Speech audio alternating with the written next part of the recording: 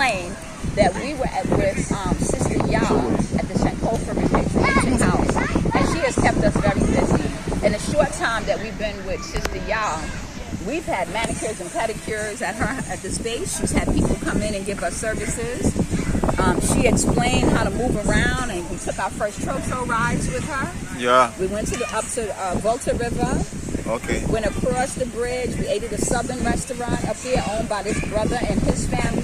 Yasis, I think his name is. That is up in that area. Sure. Then we rode on a boat, speedboat. Right? We went to Africoco Resort. Africoco, yeah. We visited some areas where many diasporans live and own property up there. Okay. Right? Yeah, and then as we on the river, we pull up to the guy's house that owns the Earthbag House, a brother from New York. Okay. Wadamaya interviewed him. Yeah. And so when I saw the house, I'm like, wait a minute, that is the house from that interview. Because I was so curious about Earthbag houses, right?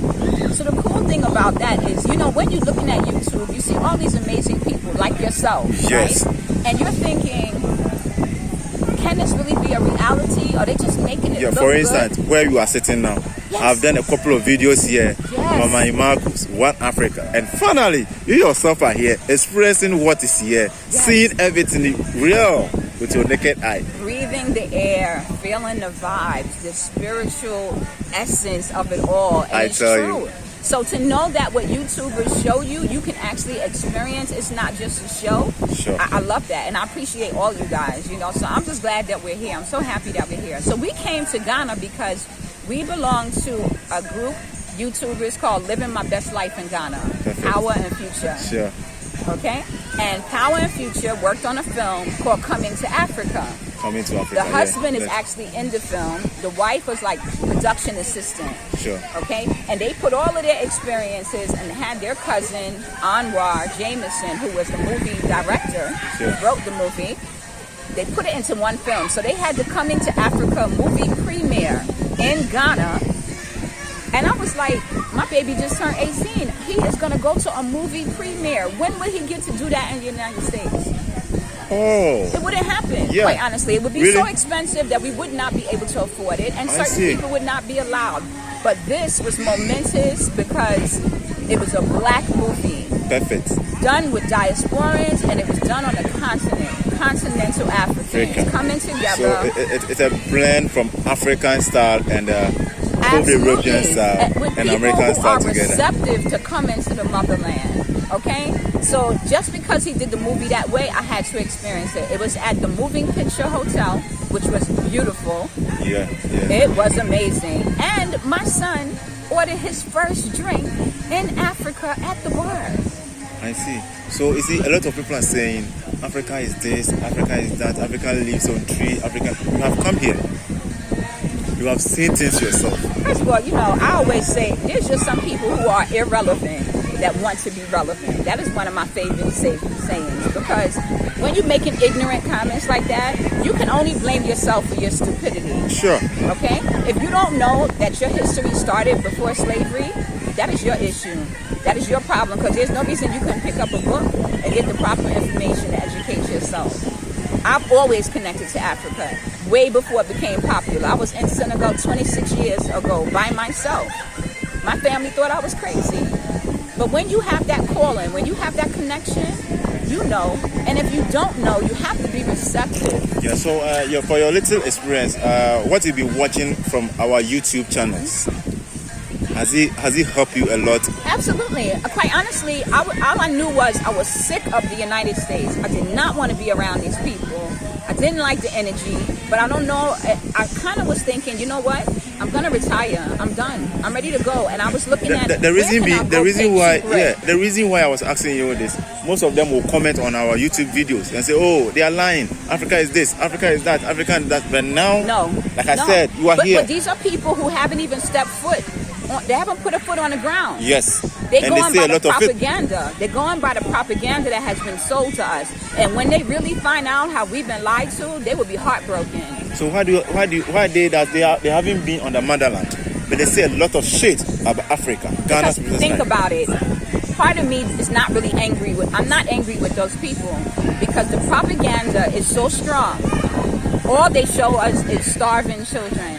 Sure. Showing brothers and sisters killing themselves. If it's even happening a little bit, it's enough for people to say, why would I leave the U.S. and go there and have to worry about somebody killing me? I can stay here for that. Sure. You know what I'm saying? But they take those one little incidents happening in certain parts and make it seem like all of Africa is like that. Yeah. But it's part of that psychological training from slavery. Yeah, it's true because they trained us to not move from our locations. They trained us to believe that to be enemies against each other, whether it's because of colorism or cultural differences. And so people who can't see past that, can't blame them, because the psychological hold, when they wrote those Jim Crow laws and all of those things to keep us in line, they knew what they was doing. They studied us as a people.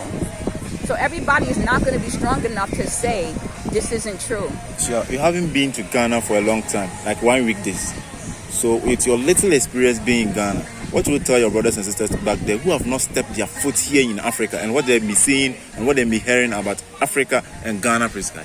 I love Ghana. Ghana is beautiful, and I kept saying, why are all the diasporans going to Ghana? Africa has 54 countries. Why do they want to all go to Ghana? But I see now there's a connection that certain people will have that would be stronger. And it's beautiful, especially if you're a person that came from the city. I think a lot of city people would be comfortable here because it's so fast moving and so fast paced. Everybody hustling, everybody's working. It's a little too fast for me at times. So I think if I were to come, it would be someplace like this. I like the slow moving, calm, the water. That would appeal to me more. All right. Yeah. Let me go about this. So with respect to our food and the people here in Ghana, so good. How the connection look like? The food is delicious. And it's crazy because we have the same food in the States. The only difference between black people around the world is how we season it. Because you only use what is available to you. Certain leafy greens won't grow here. It probably would grow if it was popular here. Sure. But certain greens you all have here, we don't have in the States. But they have in Jamaica, they have in the Caribbean. Yeah. So when I go and I eat certain things, it just reminds me of home because it's something that we've had. I could go to New Orleans and probably find a dish in New Orleans that is the same as Africa, because we carry that cultural richness with us. Yeah, I love Ghana. Is cool. It is. It's very sophisticated and expensive.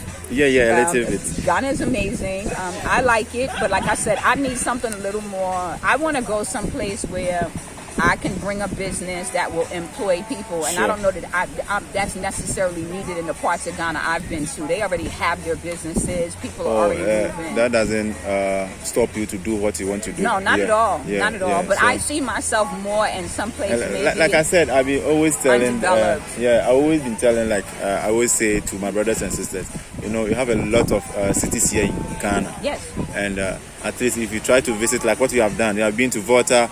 You have been to Accra. Now you are in Cape Coast. You are heading towards Kumasi, so that you survey the town and its community, and you know what will be very helpful to you to do to also help yourself as coming to Ghana and being let's say you're coming to start a new life. Let's say here on different continents and different times. Yeah. Chapter 2. So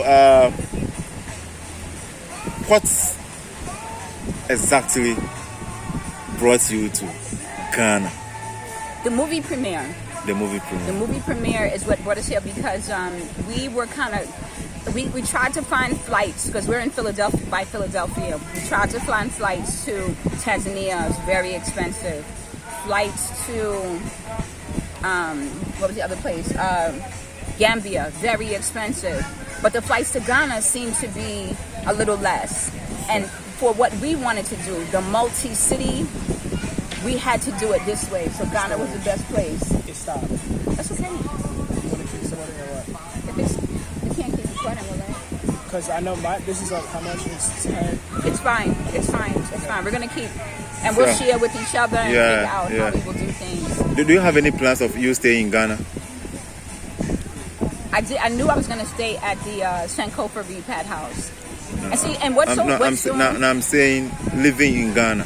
I don't know. No. Ghana was not a place I was considering. And let me not say that, because I did consider it, because I heard that diasporans could apply for land here. I heard about the, coming back it's home, even on my channel. Yeah. I heard about all of that, but I still was like, I don't know, because if it's landlocked, I didn't picture that Ghana has all this water. Yeah. Especially in Accra. So no, it didn't really. I thought it was an amazing opportunity and a great offer for people who would be able to take advantage, but I really didn't see myself building a home. But the land is live and available. There are over 5,000 acres of land at Asebu, which are given to our brothers and sisters who wanted to come and live. But I just didn't see myself building a house. I believe, I'm so stuck in the U.S. way of, can I afford that? I'm like, why would I build a house if they have beautiful homes there that I can rent already? I don't want the headache of all of that. And I'm thinking, I don't want to deal with that piece of it, because it would just be me coming. So I would like something that is already built that I could turn into my own. I'm okay with that, because I trust the architecture here. I don't trust the architecture in the U.S. I see. Yeah. All right, viewers, you pause here, then you get to see more nice things about my sister right here. You're going to enjoy how it gets very natural food here from One Africa Beach Resort. From here, we are moving to go and see properties, and I think she will love it, and she will change her mind to come finally and stay with us here in the motherland. Peace.